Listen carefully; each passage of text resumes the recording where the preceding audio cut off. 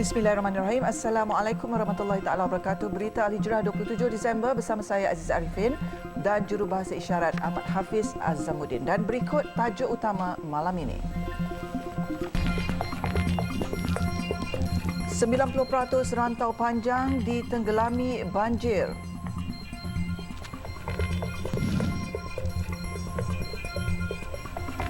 Juga kediaman Menteri Besar Kelantan turut dinaiki air.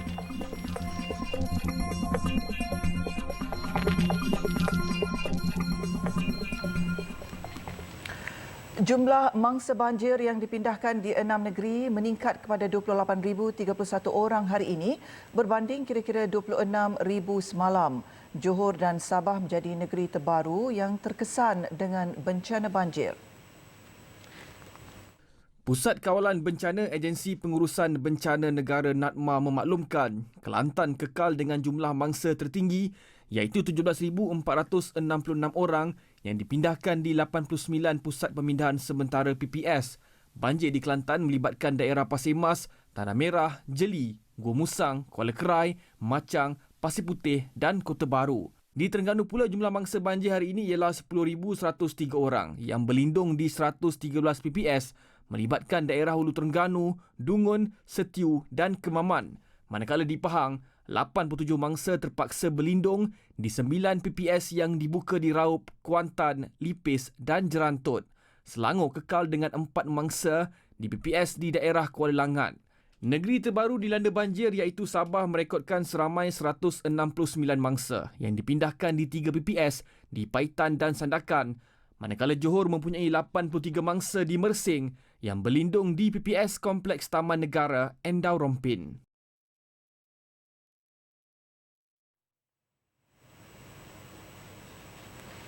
Hampir 90% kawasan di rantau panjang Kelantan digenangi air akibat banjir gelombang ketiga sejak 3 hari lalu. Pengarah Jabatan Bomba dan Penyelamat JBPM Kelantan, Zainal Elias Jainal Madasin berkata, beberapa jalan utama untuk ke rantau panjang juga turut ditenggelami air dengan paras tinggi dan hanya boleh dilalui kenderaan berat sahaja. Menurut Zainal, pihak bomba serta agensi lain seperti Angkatan Tentera Malaysia ATM, Polis Diraja Malaysia PDRM, Angkatan Pertahanan Awam APM dan Pasukan Mencari dan Menyelamat Khas Malaysia SMART saling bekerjasama bagi memastikan keselamatan kawasan tersebut. Saya memang concern di rantau panjang ni kerana kawasan rantau panjang ni adalah pusat orang kata perdagangan, keluar masuk orang Malaysia ke Thailand dan dia akan berlaku risiko di sana. Dan kita akan pantau sentiasa. Kerjasama daripada semua agensi termasuk bomba, polis, APM, tentera dengan smart team yang membantu kita di sini. Jadi dengan keadaan sekarang ni tuan-tuan lihat dah orang kata tempat ni memang selamat dah. Beliau berkata demikian ketika ditemui media selepas turun padang membuat pemantauan di Pekan Rantau Panjang. Tambahnya, paras air Sungai Golok mencatat bacaan tertinggi berbanding tahun sebelum ini iaitu melebihi bacaan 11 meter menyebabkan beberapa penempatan yang sebelum ini tidak menerima limpahan air turut terjejas. Bagaimanapun, paras air dilihat sudah sedikit menurun namun semua penduduk dinasihatkan untuk berjaga-jaga kerana bimbang jika hujan masih berlaku selain paras air Sungai Golok di Jenub Tanah Merah juga masih berada di tahap amaran. Zainal turut menasihatkan mangsa banjir untuk meletakkan kenderaan di tempat selamat serta tidak menghalang laluan agensi keselamatan untuk menjalankan operasi menyelamat serta pemindahan. Selain itu, orang ramai juga diharap tidak menjadikan banjir ini sebagai pesta air dan ibu bapa perlu memantau anak-anak supaya tidak bermain air bah bagi mengelak insiden yang tidak diingini seperti kejadian lemas yang boleh meragut nyawa.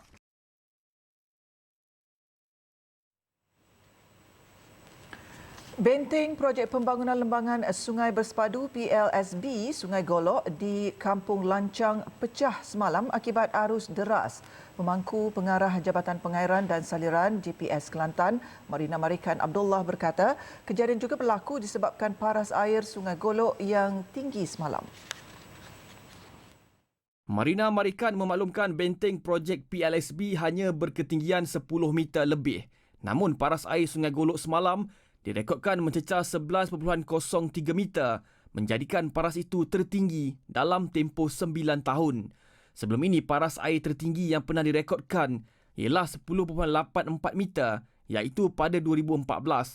Marina American memaklumkan benteng PLSB Sungai Golok yang pecah membabitkan kelebaran kira-kira 20 meter. Katanya pegawai terlibat belum dapat ke lokasi kejadian memandangkan paras air di sekitar kawasan berkenaan yang tinggi.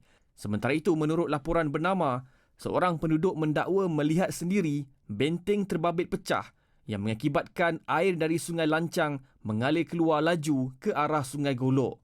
Kejadian itu turut menyebabkan Jabatan Bomba dan Penyelamat Malaysia JBPM Kelantan mengingatkan penduduk sekitar Tumpat bersiap sedia berdepan kemungkinan banjir.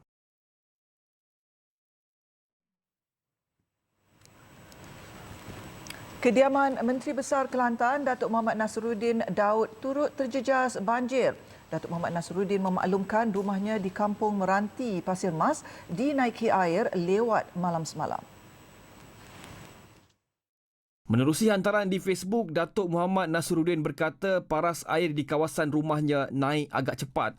Ia menyebabkan kediamannya dan sekitar Kampung Meranti dilanda banjir. Beliau bagaimanapun bersyukur tetap dapat melaksanakan tugasan rasmi ke pejabat untuk memimpin mesyuarat Exco di Kompleks Kota Darul Naim pagi tadi. Selain itu, Datuk Mohamed Nasruddin turut menghargai tindakan pantas Jabatan Bomba dan Penyelamat memindahkan mangsa ekoran gelombang air yang naik mendadak di Kampung Meranti. Beliau berharap semua mangsa terus berwaspada terhadap maklumat semasa untuk mengelakkan perkara tidak diingini berlaku. Orang ramai juga diminta mengawasi anak-anak dan kaum keluarga di samping berdoa agar keadaan segera pulih.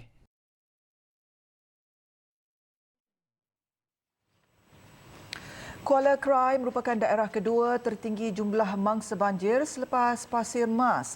Banjir di daerah itu sering menyebabkan mangsa trauma dengan peristiwa Bah Kuning pada 2014. Dan untuk mengetahui perkembangan banjir di Kuala Krai, kita berlintas langsung bersama wartawan Abdul Rahman Kunyu. Silakan Rahman. Baik, terima kasih Aziza. Lebih 19,000 mangsa terjejas kerana banjir yang berlaku di Kelantan ini. Dan jika kita lihat negeri lain menunjukkan penurunan trend tetapi tidak berlaku di Kelantan. Dan ketika ini saya berada di Kampung Tanjung Kala, Kuala Pertang, yang di mana di belakang saya jika penonton dapat lihat di skrin kaca TV anda, yang di mana semalam juga media telah melaporkan jambatan di belakang saya ini ataupun jambatan Tanjung Kala ini terputus di antara 5 kampung yang berada di dalam untuk mereka keluar ke jalan utama. Dan jambatan yang berketinggian 2.4 meter panjang 500 meter ini ditenggelami air sekitar 3 meter dan membuatkan mereka yang berada di 5 kampung berada di dalam ini sukar untuk keluar ke jalan utama ataupun ke Pekan Kuala Krai ini. Dan hasil tinjauan saya pada hari ini lagi, keadaan masih sama seperti semalam, yang di mana jambatan berkenaan tidak dapat dilihat kerana ditenggelami air.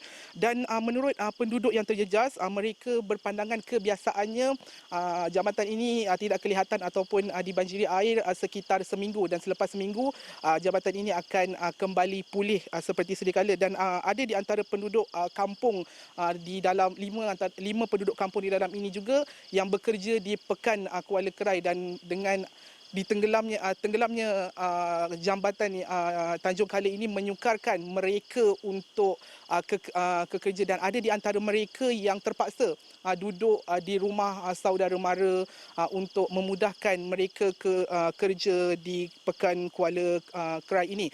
Dan apa yang dikhawatiri oleh penduduk, jika jambatan Tanjung Kala ini ditenggelami terlalu lama dan sekolah dibuka, ianya menyukarkan ibu bapa yang berada di kawasan pedalaman kampung untuk menghantar anak-anak ke sekolah, kerana jambatan ini merupakan salah satu jambatan sahaja yang menghubungkan mereka ke sekolah untuk menghantar anak-anak mereka. Dan 5 kampung yang terjejas jika saya boleh kongsikan adalah Kampung Kuala Pertang, Tanjung Kala, Pasir Jering, Kebun Pisang dan juga Sungai Tasan. Dan saya diberitahu lebih 1,000 penduduk yang berada di 5 kampung di dalam ini terjejas kerana terputus terputusnya jambatan.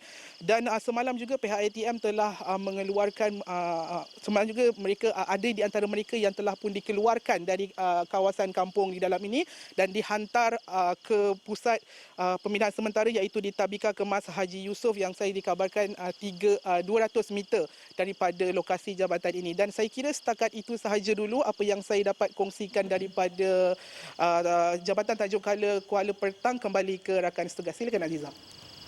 Terima kasih Rahman. Baik, kita teruskan dengan berita selanjutnya. Penduduk kampung Paya Besar di Hulu Terengganu menyifatkan banjir gelombang ketiga lebih dahsyat berbanding 2 gelombang sebelum ini. Kata mereka paras air kali ini naik dengan cepat dan mendadak hingga menenggelamkan kampung mereka. Menurut penduduk, hujan lebat dan limpahan Sungai Berang didakwa menyebabkan kampung mereka ditenggelami air. Paras air, kata mereka, naik dengan pantas namun lambat surut walaupun hujan telah reda. Air ni, dia nampak gitu. Dia bila masuk je air berang, kita kena siap dia. Bila masuk air berang, dia mendadak lalu naik. Sebelum masuk air berang, dia tak naik. Saya sebelum masuk air berang, rumah saya tak ada air, orang balik Nur je ada air.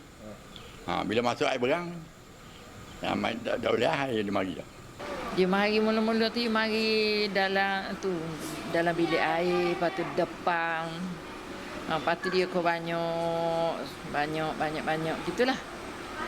Macam air tu mendadak gitulah. Ada mula-mula tu ingat ke tak usahlah air. Air sikit-sikit orang depan tu mindah lama dah. Ingat ke tak ada air lah kan. Tak suka aja di dalam gini. Seramai 178 penduduk kampung Paya Besar yang terjejas kini ditempatkan di PPS Sekolah Kebangsaan Kuala Berang, Hulu Terengganu. Sementara itu, Pegawai Pertahanan Awam Daerah Hulu Terengganu, Muhammad Zamri Abdul Razak berkata, situasi banjir di daerah itu semakin baik walaupun belum pulih sepenuhnya. Paras banjir juga semakin surut di kebanyakan tempat, namun beberapa kawasan seperti Kampung Paya Besar dijangka mengalami fenomena banjir termenung. Di Hulu Terengganu ni, sekarang ni, tengok keadaan cuaca dah cerah, air trend menurun. Tapi dia agak slow sikit menurunnya dia. Agak slow sikit dan kemungkinan besarlah dia cakap nak surutkan air ni surut dalam masa seminggu jugalah. Muhammad Zamri berkata fenomena banjir termenung akan menyebabkan penduduk perkampungan terlibat menetap di PPS lebih lama. Beliau menasihatkan penduduk terlibat bersabar dan pihak berwajib akan menjaga kebajikan mereka sepanjang berada di PPS.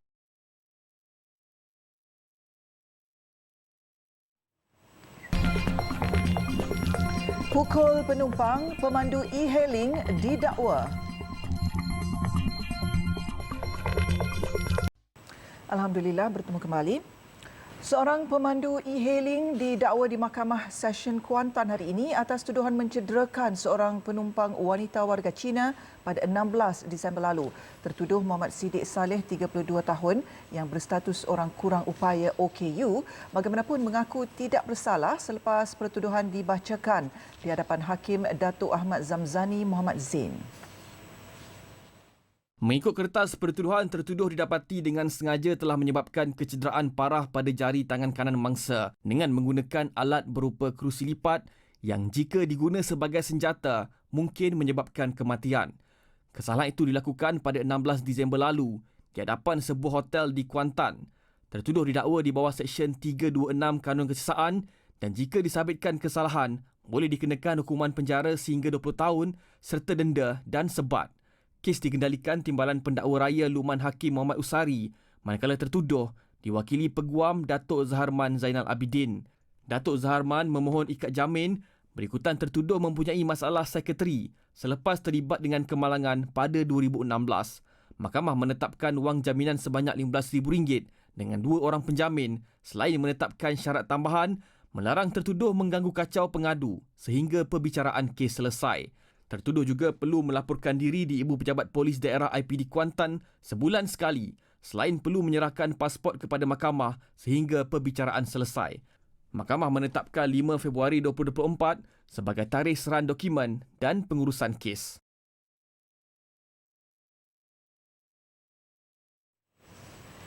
Jumlah permohonan sijil pengesahan arah kiblat yang diterima Jabatan Mufti Negeri Sembilan JMNS semakin meningkat sejak kebelakangan ini.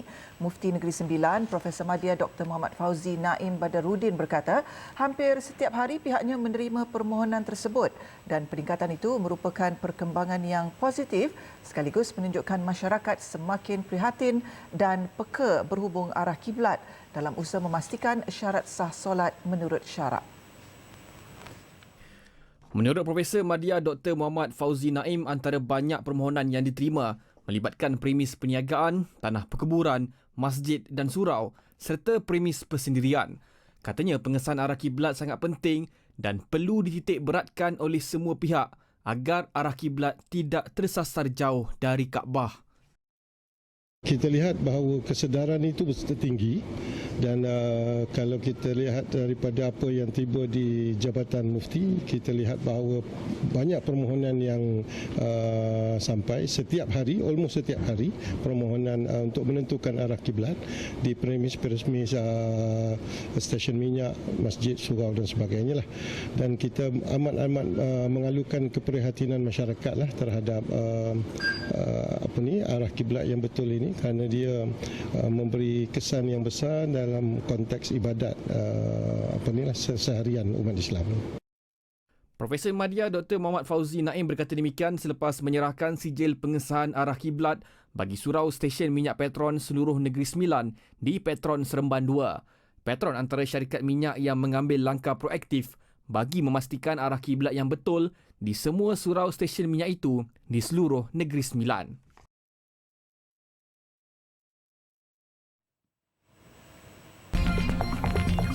Netanyahu dibu rakyat sendiri. Tangan luar negara. Jenazah 80 penduduk Palestin yang terbunuh di Gaza dikembalikan Israel.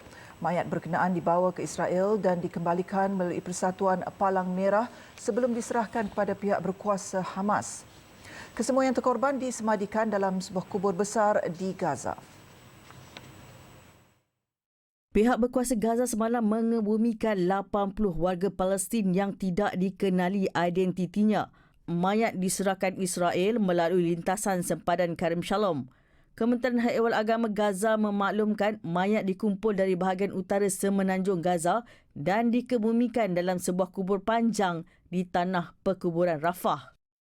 داخل الكونتينر الوضع سيء جدا الرائحة لا تطاق هم وصلوا من عبر معبر صوفا وتم إبلاغنا عبر وكالة الأمم المتحدة أنه سيصل لكم عدد من الشهداء وأنتم ترون هذا هو الكونتينر وبه عدد من الشهداء لا نعلم العدد يقال أنه 80 لكن نحن لم نستطع العد بسبب قوة الرائحة وعدم استطاعة الطواقم الطبية التعامل في هذا المكان وخوفا على انتشار الأمراض في داخل هذا الحي. Israel sebelum ini mendakwa telah melindungi orang awam ketika melancarkan serangan. Namun hakikatnya, pada hari ke-81 perang, lebih 21,000 penduduk Palestin terkorban, kebanyakannya wanita dan kanak-kanak, manakala kira-kira 55,000 orang cedera.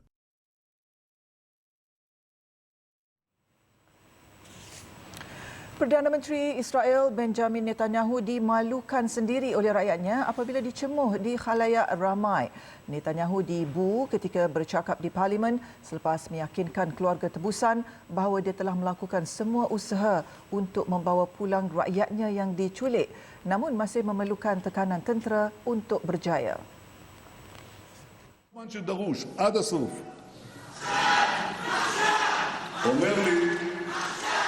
אותו הדבר, הגשש חאלד וחברו עוז. Kedengaran ahli keluarga tebusan menjerit mereka tidak mempunyai masa dan disusuli dengan laungan sekarang sebanyak 3 kali. Kemarahan keluarga tebusan makin memuncak kerana Netanyahu dilihat pulang dengan tangan kosong selepas melawat tenteranya di Gaza. Menurut laporan media tempatan pada sesi parlimen tersebut, Netanyahu memaklumkan keluarga tebusan bahawa pihaknya memerlukan masa untuk membebaskan lebih 130 baki tebusan yang masih di Gaza. Dia turut menambah bahawa secara peribadinya dia telah berhubung dengan Presiden China Xi Jinping dan Presiden Rusia Vladimir Putin untuk campur tangan bagi pihak tebusan. Sebelum ini, menerusi perjanjian gencatan senjata yang dilakukan pada penghujung November, seramai 105 tebusan Israel dibebaskan. Manakala Israel membebaskan 240 tahanan Palestin yang rata-ratanya adalah kanak-kanak bawah umur dan wanita.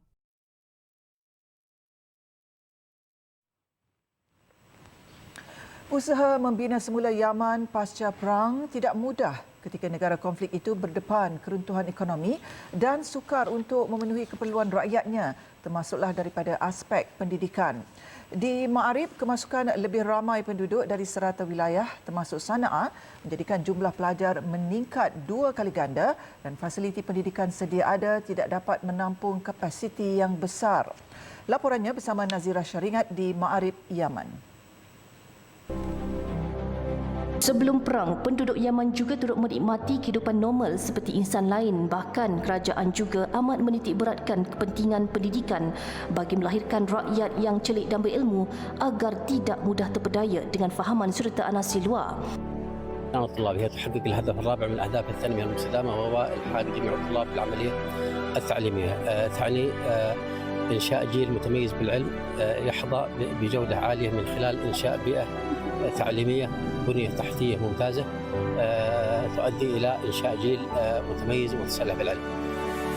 Selepas banyak fasiliti itu musnah dalam konflik perang saudara serta bencana gempa bumi, 74 sekolah yang dibina semula pasca perang tidak dapat menampung jumlah pelajar yang mencecah 138,000 orang berbanding 68,000 pelajar sebelum ini. Seperti di Syria, Humanitarian Camp Malaysia atau MyCare bersama ICONSAFE berjaya mengumpul dana RM1 juta bagi merealisasikan pembinaan sebuah sekolah rendah di kamp pelarian Al-Junaifah.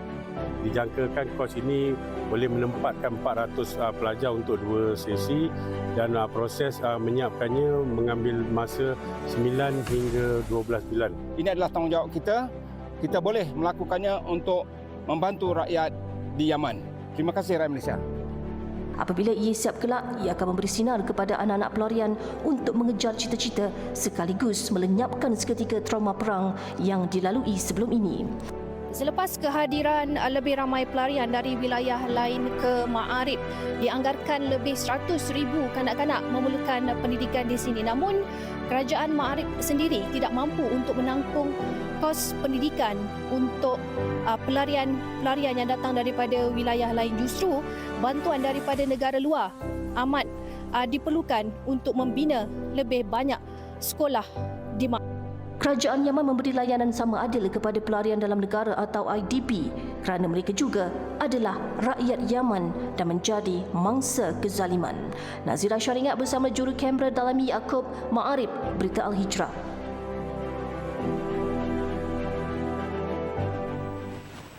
Banjir di selatan Thailand meragut sekurang-kurangnya 6 nyawa dan menjejaskan puluhan ribu isi rumah.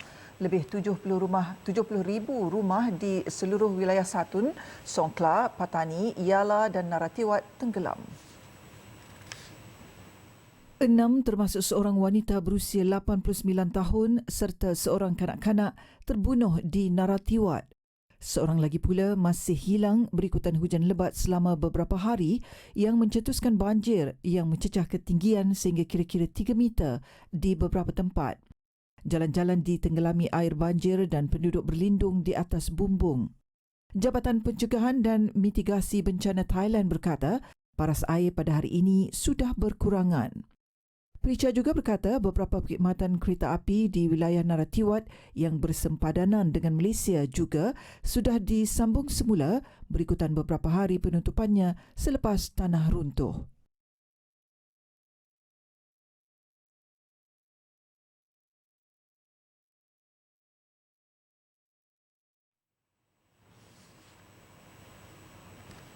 Sekian Berita Al-Hijrah untuk malam ini. Saya Aziza Arifin dan jurubahasa isyarat Ahmad Hafiz Azamuddin. Satukan ummah dengan ilmu bagi memperkasa Malaysia Madani. Assalamualaikum dan selamat malam.